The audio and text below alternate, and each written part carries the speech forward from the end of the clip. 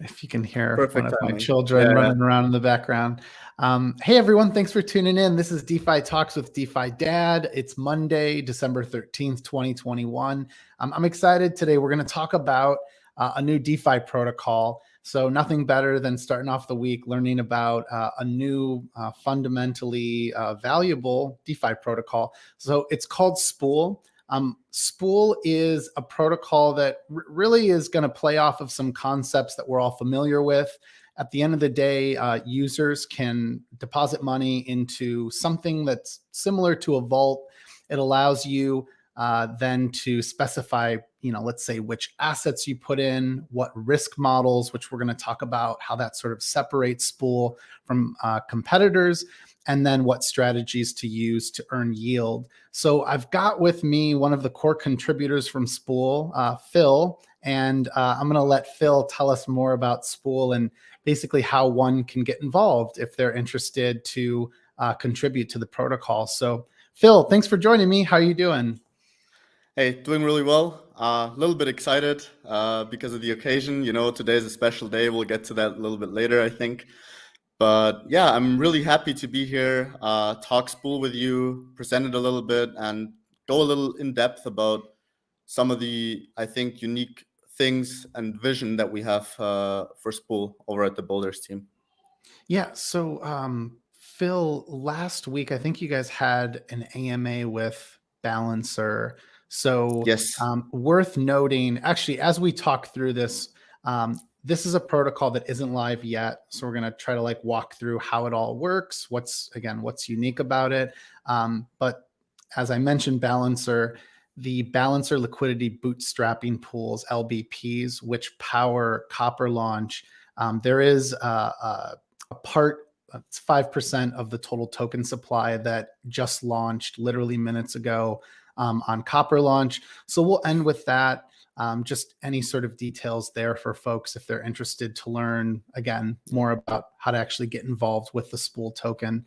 But let's start with your background, Phil. Sure. What else have you worked on? I know you've been working on Spool for about, you were saying like a year and a half. Yeah. What else have you worked on or contributed in DeFi? I think DeFi 2020 was sort of a change in paradigm for crypto as a whole, because I think kind of governance tokens kind of came out of the shadow of the utility tokens, and there was like a new distribution mechanism associated with them, yield farming as we all know it, right? So back then, I was sort of lucky to be at the forefront of everything and just follow it live, follow the evolution of the whole scene live. And as we all know, a lot of crazy stuff happened back then, right? And lots of new ideas, experiments, and so on. Been participating in a lot of them, I think, from the first day on. And obviously also because of my general activity in the blockchain space as an advisor to some projects, doing a lot of early investing and being in touch with founders, I got to discuss a lot of the ideas and the thought processes that led to them back then. And I also met a lot of people that were interacting with DeFi at the start and basically evolving the way they think about DeFi alongside the evolution of the industry, which happens in there's disruption basically on a weekly cycle, right, early on, because everything's just so fast and people iterate so quickly, also because everything can be forked and iterated on so easily. And well, even then, all of these conversations kind of sparked an idea about how will we aggregate all of this. So we had all of these new DeFi primitives pop up as ways to generate yield, right? And they showed clear advantages over traditional finance in that they were democratically accessible. So in traditional finance, because of laws that protect investors, at least in name, right? Not everyone can get access to the same deals, right? We all know that some of the best deals are reserved to, for example, accredited investors. And I think what we all thought was exciting about DeFi back then was that wasn't the case. But if we think about accessibility of DeFi, I think even though on paper it's accessible to anyone, I think it's kind of a technocracy still, because you have to have a lot of expertise and knowledge to safely interact with DeFi. right? So back then, an idea kind of spawned about making an app that would make DeFi more accessible, right? But that app quickly turned into a lot more because we figured that DeFi, like traditional finance, DeFi will need an equivalent of a financial services industry. Because I think in reality, I think most people, like the risk averse majority, doesn't want to be their own bank, right? Because that sounds scary to a lot of people. I think the majority of people want to let money be money and just make sure it's safe and earns them some kind of yield, hopefully beat inflation, and then they want to go on with their lives, right? So, well, the idea was, how could a decentralized financial services industry look like, right? And I think we've seen a lot of attempts of like DeFi wallets, UXs, neobanks kind of tapping into DeFi. But the problem was that all of these had to bridge a very large gap of tapping into the DeFi primitives directly and then like building not only infrastructure themselves, but also build out a product that is targeted at a certain user base.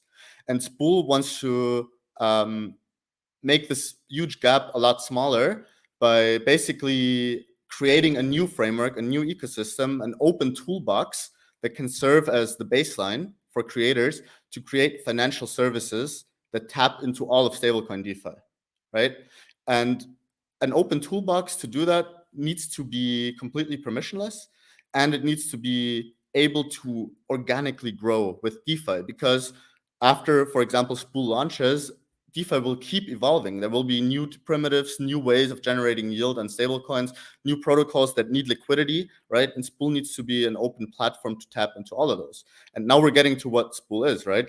It's sort of creating, we're trying to like space out this new middle layer between creators for financial services and end users, and then the yield generators, the DeFi protocols, the primitives at the sort of bottom that are actually doing the work of using capital provided as liquidity to perform some sort of value-adding task that then in the end generates yield that is paid out to the people that provide capital as an incentive to provide that capital as liquidity, right? So this middle layer, that's what Spool is trying to sort of occupy and define as a way for creators to easily tap into DeFi as a whole. Yeah, it kind of reminds me of I've got some follow-up questions for you about this, but it kind of reminds me of token sets, but there are some novel elements here that we can talk through. I think the thing that stood out the most for me is the risk strategy or risk models that you can choose along the way. So if you think about the Spool as translate that to being a vault, and if you think about which assets you're going to input, which we'll kind of walk through some of the what some of the user interface will look like here. Yeah. I mean, at the end of the day, it's just giving you more building blocks or Lego pieces as you piece together your vault, and I think that is leading us then to what is a set and forget type of strategy. Anytime we enable users to be able to choose what assets to earn yield with, decide upon like a strategy, in this case, also decide upon a risk model. Great. Once we do that, we're all set to go, and folks can sort of like sit back versus having to sit there and continually, let's say, farm yield tokens and redeposit those and so on. So anyways, yeah, this leads to more of a question around I guess what is truly unique about Spool, or what are we doing to separate Spool from its competitors? I think the uniqueness of Spool is that it allows the whole system to completely leverage economics of scale by aggregating and bundling transactions for rebalances, while still allowing individual users to completely express their own terms of engagement for DeFi. And that means select the strategies you want to be exposed to. You're never going to be exposed to any other strategies. Select the risk model that is provided by DAO curated experts that defines the risk of the strategies that you've selected, because there's multiple approaches to risk. We can chat about that in a bit if you want to.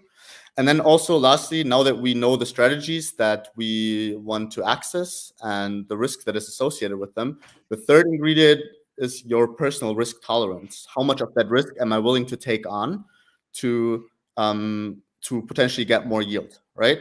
And once we have all of that, we can now constantly maximize and optimize for your own personal risk-adjusted yield. And I think risk-adjusted yield here is the keyword, because risk in DeFi is kind of hard to estimate, right? So I think there's multiple ways to go about risk, and that is, for example, a quantitative approach. Like, just some people just use the efficient market hypothesis, right? They glance over something and say, if the yield's low, probably the risk is low, right? Other people might use something like the Lindy effect to judge risk, right? So if there's a contract out there with billions of dollars locked in it, and it's been out for a year, you can probably assume that it's safe simply based on the merit, or safer than others based on the merit of it just being around for so long and not having been hacked or exploited, especially if it's unupgradable, right? And there's no ways of tampering with it. Compared to like a new protocol that just came out yesterday containing like 10 million, because probably like any hacks are more likely to be still like trying to be figured out by bad actors, right? So with Spool, once you've set all your terms, essentially you can deploy that as a spool, what we call a individual spool, on the Ethereum mainnet. And that spool now represents your personal terms to DeFi, essentially, because it recorded all the strategies, all the risk model, and your risk tolerance.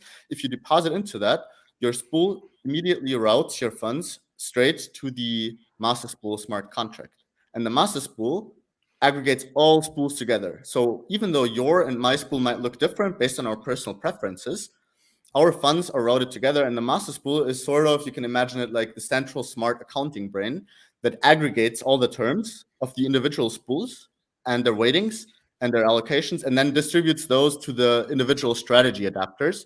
And the strategy adapters are essentially what interact with the individual strategies that Spool supports. So you might have like adapters for Convex, for Aave, and so on, right? And even though you and I might not have the same spool, we might be overlapping in some strategies. So if we now need to rebalance, because Spool constantly optimizes for best risk-adjusted yield, and we all know that yields in DeFi, they're not static, they vary, right? So if yield drops off in one strategy where you and I are both exposed to, then we can now rebalance to other strategies to again optimize for best risk-adjusted yield together, batching our transactions, right? So any spool added, there is no fractionalization. Even if it's a small spool, right, it's still going to benefit from all of the optimization and rebalancing as a very big spool might be, because it's all getting managed by the master spool smart contract anyways, right? So do you mean if Phil, if I'm in a spool or vault and let's say I enter it and it's earning like an estimated annualized return of 10%, and it drops off, let's say to 1%, and I see another spool or AK vault that's earning 20%, is there like gas savings to enjoy there? Like, just because I'm already in a spool, is that when you talk about the master spool contract and these different spools? So in that case, because we need to ensure like safety first, right? So keep in mind that spools are intended to be used through the Spool SDK as backends for potentially personal finance apps and other finance products, right? It's a routing tool. You would have to withdraw from that spool and redeposit it into another spool. However, it needs to be said that a spool that drops from 10% to 1% is probably not a very well set up spool, because a good spool is diversified, because diversification is a core point of risk management, right? And if you select the strategies you truly trust, right, then if one of the strategies drops off so dramatically to tank your yield like that, your spool would likely rebalance into other strategies that you've selected to continue to give you the best risk-adjusted yield, right? And the gas savings, well, they occur basically from the start, right? Because if you think about it, right now, a lot of end users are completely priced out of DeFi on ETH. And it's a shame because I think all of the worthwhile innovation, or most of the worthwhile innovation in DeFi, is still happening on ETH, right? So it's a shame that users are kind of like priced out of using the originals for a lot of concepts in DeFi. And the cool thing is that with Spool, even if you select 10 different strategies, you diversify into, once you deposit into your Spool, it's one transaction. It should be priced around the cost of like a swap on Uniswap, right? And then since you're in the buffer system of Spool, all your transactions essentially get handled internally through the system, right? Through do hard work that gets called from a whitelisted address. And you only pay that one transaction fee, and then you're in your Spool. And from there on out, your initial allocation into all the strategies that you've selected, as well as the rebalances, compounding transactions, etc., occurring internally, are all going to be covered by the system. So users are now, because they can also select so many strategies, there is no need to, again, withdraw and deposit into another strategy that might have gotten better yield over the last week, right? As you all probably know from using DeFi and ETH, I mean, if you've all made the same experiences as me, that happens quite frequently. All of this is basically a thing of the past, right? Because you can simply front load all your decision makings of these strategies I trust. This is how much risk I'm willing to take. This is how I define risk. Once you've made and front loaded all these decisions, Spool keeps tabs of that, and you basically create a frame of reference in which you're willing to operate with your funds, and will always stay within these frames of reference, within this frame of reference, and optimize from there, right? And that's the cool thing. Very cool. Hope that Yeah, well answered the said. question. No, it totally did. I'm actually thinking we should show off like what it Sure. looks like from the user standpoint. Do you mind if I start sharing your screen and then we can kind of walk through this? This is then I can give my disclaimer. Yeah, exactly. So this isn't the product is not live yet. So we're really talking through a design, a mock-up of this. Yeah. But I think like the key components are there. So I mean, the code is finished, right? It's getting audited, and we should be live with that by February. Obviously, I think having a UX demo early on is important, not only to like show it to people, but also it was very helpful for us internally, because having everything visualized helps get everyone on the same line, because just communicating it verbally often creates misunderstandings, right? No, absolutely. Yeah, it's so much easier for me to understand these applications when I see it live. Okay, so yeah, kind of just talk us through like what we're looking at here. Like, what are those steps to someone creating a spool, or again, if anyone's just joining, think of a spool as like a vault. Yeah.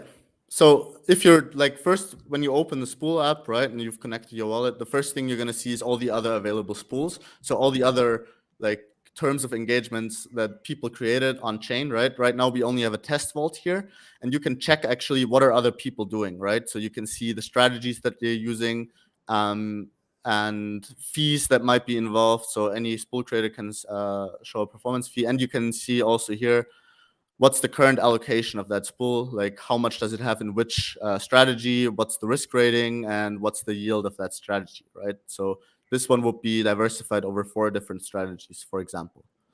But if you're not happy with the selection, you want to just make your own, right? You go to create a spool, and there's a 5-step process.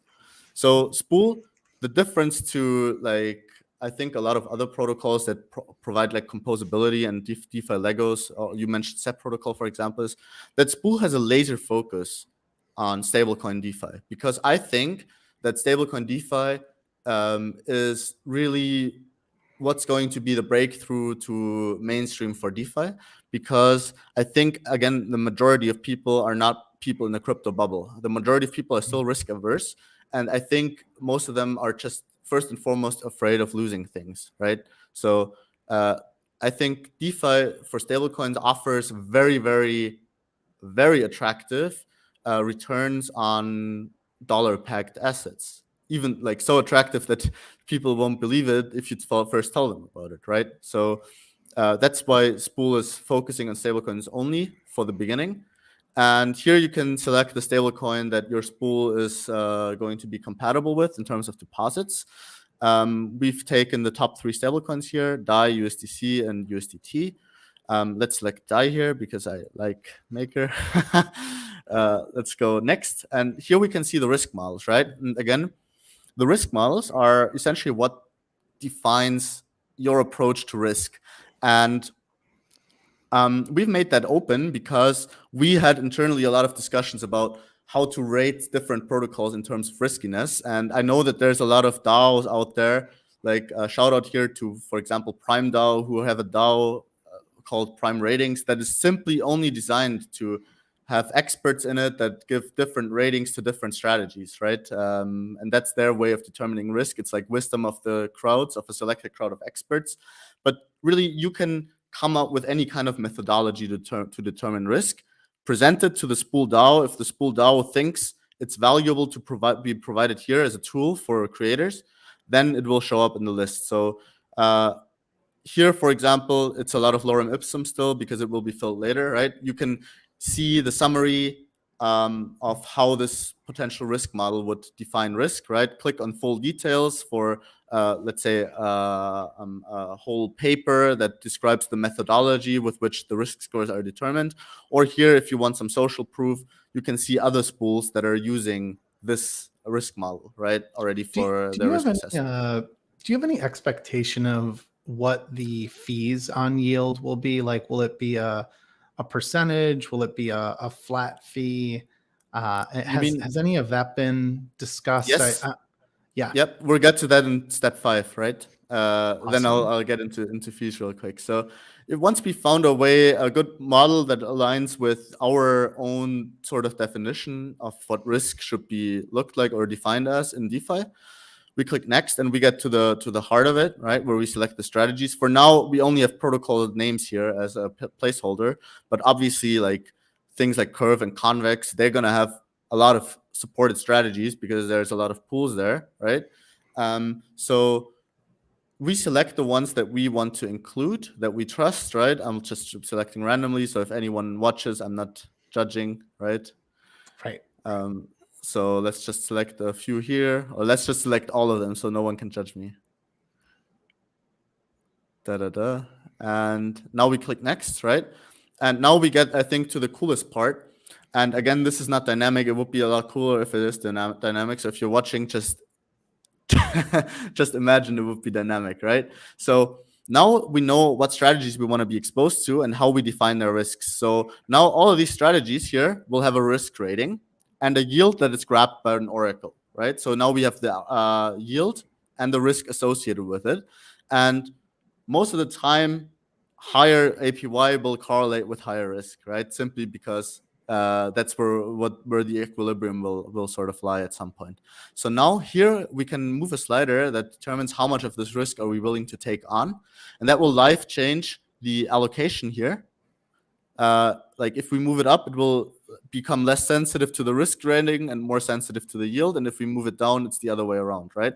And that will give us an idea of what our spool, our settings will basically create in terms of annualized APY, right?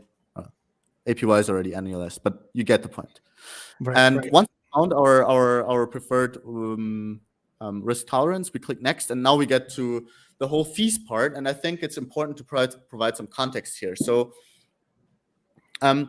we always need to look at what's the value that kind of spool provides in this case, right? So it saves gas fees, it compounds, it's free to use, and it saves a lot of time, and it constantly optimizes for risk-adjusted yield. So it should also optimize the amount of stablecoins that you're actually earning because of the constant reallocations to keep yield as high as possible within your given framework, right? And as a creator, you might be wanting to use this as a product. Sort of imagine, like, think of, for example, Shopify in the real world, right? Like, some people in the DAO hate me for that example because it's a little bit crude, but a lot of people are very good at creating shops that are targeted to individual users, selling them the things that they want, right? But these same people might not necessarily be good or knowledgeable enough to create the whole shop infrastructure and code a web shop from the ground up, right? And it's very similar for also financial products in DeFi, right? So you might not be able to create the sort of infrastructure that Spool provides yourself, but you might be able to know just the thing or just the strategy to entice a completely new generation of DeFi users to go in through the UX and the website or the app that you've designed to engage this user group, right? So if you're creating this kind of spool, you're adding value to this user group because you're giving them access to DeFi that speaks to them, right? So you might be calling that your product spool, and now you might be setting a performance fee for yourself. And that's the whole thing about spool, right? Is no management fee, only performance fee, only on profits. And these performance fees are only taken upon withdrawal. So a creator might take let's say 5% fee for himself. This is reflected here. And then there's a Spool DAO performance fee, and this is essentially the performance fee that goes to the Spool DAO, right? So to Spool token stakers and the DAO treasury and so on, right? And then there's a risk model performance fee as well. And that is if you're using someone's risk model to define your risk, that risk model provider is responsible to keep their risk scores updated and to constantly ensure that everything is going well. So for that, they're also getting a 1% fee. These fees are currently voted in through pre-DAO governance, and they're obviously not set in stone. So if you're watching this 5 years from now, they might have changed, or even a year from now, right? Because it's a governance vote that can pass that, right? And then essentially that there's your own performance fee on top of it. So for this spool, for example, ignore this number, it's not updating. The performance fee would be 16% on yield generated through that spool. And we kind of obviously try to anticipate what numbers would be palatable, what would be competitive, what would be good. I know that Yearn is doing, I think, 2% management fee and 20% performance fee right now. Correct me if I'm wrong. So Something we like that, obviously, yeah. we obviously wanted to be competitive with that. I think Convex has like a 16% performance fee as well. But so this is sort of what we were orienting ourselves around. And yeah, once we've set everything to our liking, we can simply create spool. And now the spool will be created. There's going to be an Etherscan link, right, for it. And yeah, there we are. Very cool. That's essentially the idea. Yep. And now if we're going, sure. Oh, no. Go ahead, Phil. What were you saying? Go ahead and finish up on the last thing, vault right? page. That's if we're still the creator fee, right? So here we can use the SDK to integrate that spool into any kind of front end that we might have, or we might even incentivize that spool with another ERC20 token. So if I'm like a DeFi wallet and I have my own token and I'm creating spools, so my DeFi wallet has some unique strategies that are exclusive to my wallet because I've created them, right? Then I can also incentivize usage of these strategies with my own token, right? To help my users potentially get yield on their stablecoins, get some spool incentives that you might have gotten from like being voted in by the DAO as an eligible spool. And then 3, also the native token of that wallet. So users of that wallet can now basically get yield from 3 sources. So there's some cool tools as well to sort of incentivize your spools, right? And I think, there's more to talk about, but I don't want to overload. One follow-up to what you were showing when we were creating a spool. Can you give an example of one of the risk models, like just the simplest sort of example? Because I think that's one part of this that can be like a black box to some, where they're looking at it and they're like, okay, so what goes into it? And I will point out there was a link there you showed, so it's clear that someone will be able to read about it. But yeah, any simple example you can give of what a risk model might look like and how it would affect the vault. Yeah, well, for example, one might, so the thing about risk models is we needed to keep them open-ended, right? So the only common thing that all risk models will have is that by the end of it, they will derive certain risk scores for each strategy, right? And I think like a lot of risk model, a simple risk model could be very, very qualitative. So let's say it uses metrics like, is the team public or is it anonymous? Yes, no, assign a score to that. Is the smart contract audited? Yes or no? And if yes, by whom? What auditors? And then assigning also like scores to these auditors, right? And from these metrics, you can derive a risk score and then publish that methodology and give that methodology to the DAO, and then the DAO will essentially decide if it's worthwhile or not, right? So does that make sense in terms of like a qualitative risk model? It does. I think one. So I can't give clear numbers right now because sorry, I don't have them. No. Yeah, I think one thing that I'll look forward to is as we see actual models get incorporated. If I, as a user, go to create a spool, I'm thinking about the uniformity of those scores. Like as I'm looking at that bar that you showed, where you choose the risk. That's the sort of thing that's the risk tolerance, right? That's not really. Right. It doesn't have to do anything with the risk scores. That's essentially you saying how much risk am I willing to take on. And that's what I mean to say, like how to put that into context. But I know a part of this is, we have to look forward to once the product is actually live, like, and we've got those different examples of risk models that are thriving, like within Spool. Because my gut is that a number of them are going to become very popular and they'll sort of dominate. It's something I saw with token sets play out. A number of the sets became very dominant. And people, they want to use something that works, that they know is performing well. Yeah. So we're gonna publish our we have our own obvious risk model for the start, right? And we're gonna publish the methodology very soon. So you can read up on that and we can talk about that then. But I think what you also meant was with the bar, like from -10 to 10, it's about personal risk tolerance. And what you're saying is, well, my 5 might be different to your 5, for example. Or was that what you meant? That's what I meant. Yeah. Concern about folks understanding the scoring and what exactly a 5 means. What's actually been suggested in a DAO, I don't know if you've seen in the pre-DAO, was to have sort of like an optional sort of quiz that people can take to assess their own risk tolerance, to help them find a good score. Yeah, I like that too. It was a really good suggestion. And I think it's also what's the cool thing about the whole DAO idea, right? And having like a permissionless product that is managed by also a decentralized group of people, kind of novel, right? And that's cool, how collaboration can work that way, right? And I'm looking forward to decentralizing it more now that the actual governance token is launching, and we can actually expand that and have that, because that's actually an essential part of Spool as well, is right, decentralized governance. I said in the beginning, Spool needs to grow with the DeFi ecosystem. Why? Because imagine there is a new protocol coming out or a new strategy coming out that is super popular. For example, like MIM came out of nowhere, right? Like for a lot of people. And that's it's blown up, become one of the most popular like stablecoin strategies in crypto, right?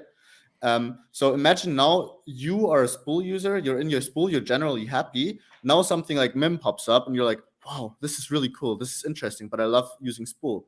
And now you have the choice of removing all your capital from Spool again and then going into that strategy manually. Or the Spool DAO can simply be smart, have their hats on the ground and already pick up MIM early on, because there are like really smart people out there, right, that scout this stuff early on, because obviously there's big economic incentive to do so, right? And having these people in the DAO scout out things and be like, guys, we should get on this, research this, talk to the team, see if it's worthwhile, and then get them included into Spool early on, right? And this way, Spool sort of needs the wisdom of the crowds to keep expanding and keep staying open.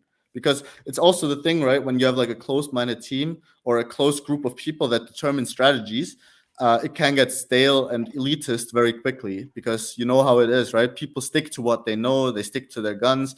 It's similar to people buying tokens and like getting an emotional attachment to them because they've performed well for them in the past, right? Everyone suffers from these biases. But for Spool to work in the long term, we cannot have these biases. And I think the only way to do that is to collectively keep an open mind and be open for new voices that want to join in and make Spool better, right? And the token is designed to reward this as well, because there's a Spool DAO performance fee, and that's derived from TVR, total value routed, right? Spool doesn't lock value, so we didn't choose TVL. We chose TVR because it routes the value back to other DeFi protocols. So that's why I also say, you asked for competitors early on. I don't feel like Spool competes as much. It's a tool for creators and eventually also completely dormant users, potential users that will come into DeFi through Spool. And then these people set their terms through individual spools. They're expressing their own investment thesis. And then the master spool kind of aggregates these terms and then distributes and routes them to protocols. So Spool can also serve as a very strong liquidity router that creates a lot of demand also from DAOs and new protocols coming out, right? And this is a narrative that's very strong right now with Convex, for example, which is something that people are starting to pick up on, that Convex is super in demand with DAOs, that because Convex controls a lot of the liquidity on Curve, right? A lot of stablecoin liquidity. Yeah. And to tap into that liquidity and to kind of create gauges that are well incentivized to attract liquidity from capital providers, a lot of DAOs are now buying up CVX to vote lock and control the Curve CRV, that is the VCRV that is locked in Convex, right? Very complex, but I know that your watchers will know what I'm talking about, right? Oh, no. Look it up, guys. Absolutely. It's super interesting. That's super interesting stuff. Yeah. And I think Spool can have a sort of similar narrative, because Spool is used or can be used by a lot of end users to represent their terms, right? So Spool, the master Spool smart contract, see it as a contract that represents the aggregate terms of all the capital providers in Spool, right? All the people that are routing their capital through Spool. And now Spool distributes that liquidity to the best yield depending on the risk rating, right? So if you have an average risk rating of 6 on all the risk models in Spool, and you're offering a 14% yield, and there's a new incumbent or a new protocol coming out wanting to go up against incumbents, well, on the regular market, on a world without Spool, they have to attract users and liquidity one by one on the open market. But in Spool, if they can get like ratings from all the risk model providers, they're now within Spool, and now they're sort of competing in Spool with other protocols at around the same risk score, right? And if a new protocol comes in getting the same 6 risk score, but offering 17% APY instead of 14%, well, there's an inefficiency, right? And some of the capital coming in from new spools might be routed more heavily towards that 17% protocol until this inefficiency is kind of evened out, right? And this is why I'm saying Spool is not only a tool, so yield for the world, but it's also a liquidity engine or a liquidity router for DeFi. And that's why our tagline is yield for the world, fuel for DeFi, right? Because Spool can fuel both old and new projects with more reliable liquidity. As soon as you know your risk score as a DAO controlling a DeFi protocol, you know sort of what yield will be expected to get liquidity from Spool on aggregate, because Spool represents the user side, right? But it also creates a market that is very fair and reliable to tap into for DeFi protocols to get liquidity from. And I think that's the true power. And I think this is something that we need to show in practice, because I'm getting a little ahead of myself here, but this is something that we need to show in practice. And if this narrative plays out like I'm imagining it will, I think this is what will really get a lot of eyes on Spool, and encourage a lot of people to join us in the DAO and participate. I mean, I'm already getting really good reach outs, feedback from a lot of people that I've only known from Twitter beforehand. So it's I'm sometimes a little starstruck, but getting all of these encouragements and people actually understanding that narrative and that concept, I think is really encouraging. And yeah, now yeah. Oh no, Phil. Just some follow up to that then. So when is Spool expected to go live? Like that, the UI that we talked through. In February, right? So all of this UI, right? That's all from months ago, what I've walked you through. But in February, expected to go live. We want to do a staggered rollout. There's multiple audits running. Security, obviously, if you're a project that focuses on risk management, security needs to be the number one topic. Like first look in the mirror, make sure you yourself are secure, right? So I think that Spool needs some time to become perceived as battle tested and secure tech, right? Because we're kind of preaching novel ground here. So going live in February after multiple completed audits and addressing any potential findings from these audits, and then obviously a big bug bounty. And then just a staggered rollout. We want to start with some Genesis spools provided by the Spool DAO that are sort of early on incentivized for farming to like represent that higher perceived risk of a new protocol, encourage people to jump into the cold water, try it out, right?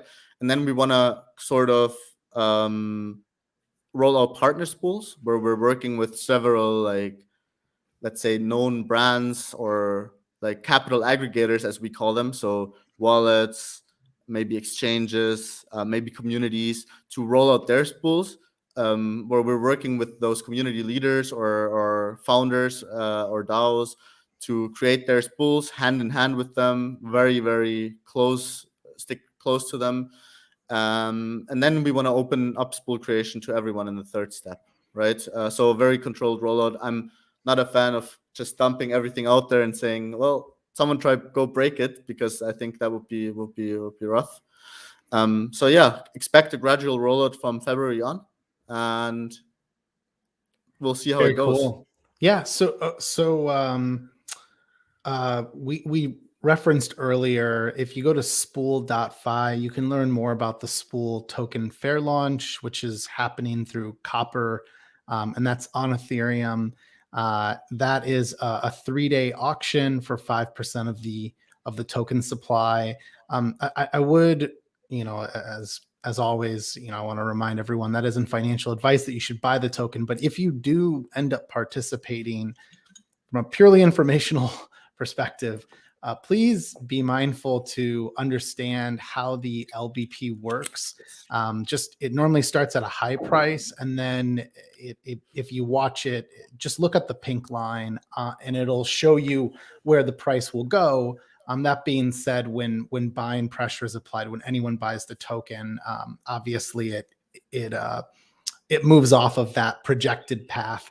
So anyways, just if you want to read more about that, I'll try to attach, there's a great Spool LBP announcement article here that's linked to spool.fi, so you can learn more about that. In February, the protocol is expected to be live with that UI that we showed. In the meantime, too, you can learn more about Spool or get involved in the community by going to spool.fi. If you click on the Discord link at the very bottom of the screen, you can also follow Spool Fi on Twitter. Anything else, Phil, that we should cover? I think that's about it. Maybe shout out to our docs. I think we wrote some of the most extensive docs in all of DeFi, and I'm not afraid to say that. We put a lot of work into the docs, and I think a lot of people have told me after going through it, they not only became experts on Spool and a lot of intricacies that obviously we can't cover in a talk like this, but also learned something about DeFi itself. So I really recommend you guys check that out, and always come to the Discord, give feedback. There's always someone from the DAO or from the builders team hanging out in voice as well. So just pop in, talk to us, ask questions, give feedback. And yeah, appreciate every single one that takes the time to learn more about Spool. And even more of those people that reach out and ask to become part of the team or join us in building, because I think that's what openness is all about. And as soon as governance is transferred, so these 2 months between now and the product launch, they're not going to be empty. This is where work groups are actually going to be formed. So if you ever wanted to work in DeFi and work on building a protocol, that's your chance to actually become part of it, whether it's full-time or just a couple hours a week. We're going to hopefully set up work groups that have a fit for everyone that wants to get involved and actively get their hands dirty, right? And that's always what I wanted when I started crypto early on in 2017. It was a way to get agency in the projects that I'm involved in that goes further than just holding the token and praying that the team does right by me, right? And getting actual real agency in a product or a protocol that you believe in, I think can be super rewarding. So don't be afraid to pop in. Don't be afraid to say hi, to reach out. And yeah, I hope to see you guys there. Yeah, definitely would encourage anyone get your hands dirty if you've never participated in a DAO. And Phil, just thanks so much for your time. Congrats on Thank you. the Copper launch kicking off today, and obviously excited to actually play with the live app once it's live there in February. And everyone, just one last reminder, if you enjoyed this, of course, you can subscribe at DeFiDad.com. If you're another talented team like Spool, please consider getting in touch with me and my team at fourthrevolution.capital. We're proud to be working with Spool, and I believe that we are intent to create one of the risk models here in the future. So excited to work on that. And yeah, thanks so much. I'm going to end the broadcast here. We'll be in a green room in just a minute. Everyone, have a wonderful week, and we'll see you soon. Bye. See you guys. Bye.